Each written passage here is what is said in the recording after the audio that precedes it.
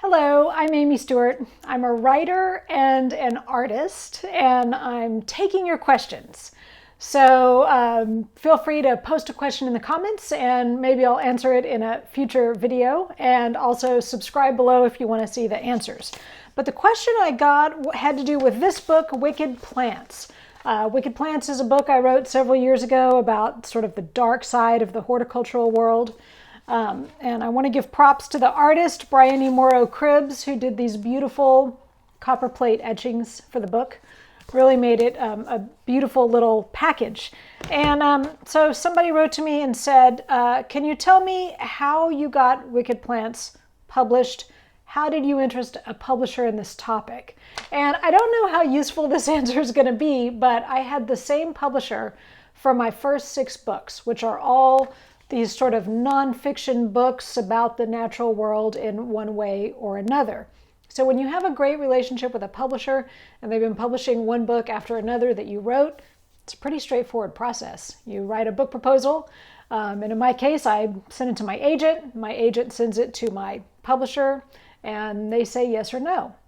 Now, I will tell you that I have a terrific agent, and one of the things that she always makes sure that I do is that I write the book proposal in such a way that it's obvious that she could then take that proposal and shop it to any other publisher. In other words, I don't write it as if me and the publisher already know each other and that we know everything about one another. I make it seem like I'm coming to them fresh and needing to really introduce myself as an author for the first time, so that when my publisher looks at it, they know that they're looking at a proposal that could also go out to other publishing houses. But I love working with Algonquin. They're a fantastic publisher, and every time I came up with a new book idea, my agent would always say, do you want to shop this one around? And I was like, no, I want to stay with these folks. So I'm very glad that they were interested in the topic and wanted to publish the book. Now, one thing I'll say about interesting a publisher in the topic is that for a publisher, sometimes it's not so much the topic, but it's like, how are we going to sell this? And so I made really clear from just the voice and the tone of the book proposal, which is something I've talked about in other videos, so you can sort of go watch those if you want to. But from the tone of the book proposal and from how I talked about this subject, that it was going to be a gifty book. You know, I made it very clear that I wanted it to be this kind of small, gifty book with illustrations and little short chapters, something that you could pick up and put down again.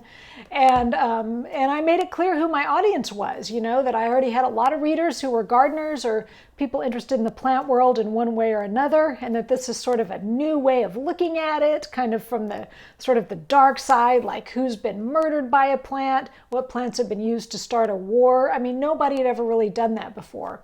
So, you know, I mean, that's the kind of thing that appeals to a publisher, is it's like, all right, we have an author that we have a proven track record with. We have a vision for what the book is going to look like, what the format of it is, how and where we're going to sell it. Like, this is a book that sells in gift shops, not just bookstores. And so they're like, okay, yeah, we know how to do that. And then also that it is something kind of new. I mean, there have been other books about poisonous plants, but they tend to be real straightforward field guides, and they're not really having a lot of fun with the subject. And so they could tell from the book proposal that this was going to sort of be the dark side, but it was also going to have a little bit of kind of like diabolical humor in it and a lot of irony and like that. So that's what they knew they were getting. Now, this person asked one other question, which is, how did you turn your book into an exhibit? So Wicked Plants is also the subject of a national traveling exhibit that tours around the country to science museums.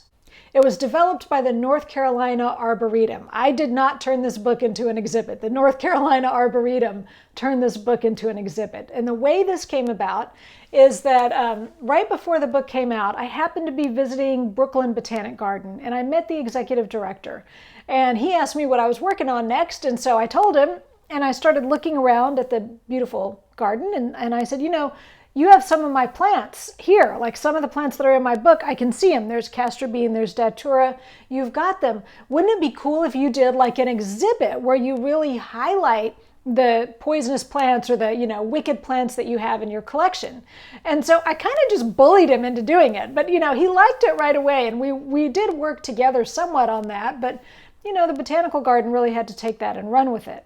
And then after that, there were a few more exhibits that happened around the country. And again, it was kind of like, people heard that Brooklyn Botanic Garden had done it, and they were sort of interested in doing something similar. So like the San Francisco Conservatory of Flowers did a really fantastic exhibit based on the book using plants in their collection. There was one in Tucson. So there were a few different ones all across the country, and they each kind of had their own spin on it. And once that had happened, the curators at the North Carolina Arboretum sort of got wind of it and were like, oh, I can see that this is kind of a thing.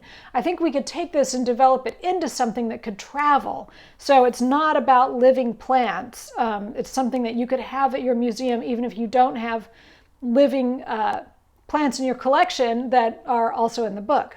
So their exhibit is more like a haunted house where somebody's been murdered by a plant or somebody's gonna commit murder with a plant, and you sort of have to wander through the haunted house and kind of figure it out for yourself.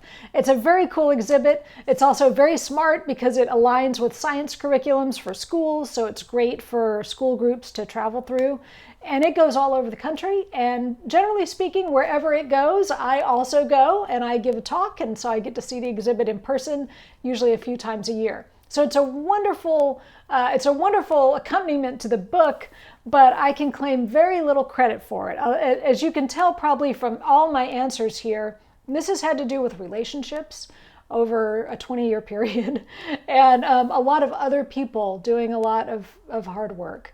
I can claim very little credit for the many wonderful things my publisher did to get this book out in the world, including just the packaging of it and the art and the design. Those are all other people.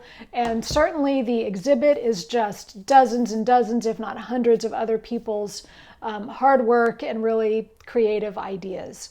In some ways, writing a book can seem like kind of a lonely endeavor, but it's really this massive team effort at the end of the day. And I think that the person who asked these questions, they sort of saw that, and maybe that's part of what you were hoping to find out. So I hope that helps.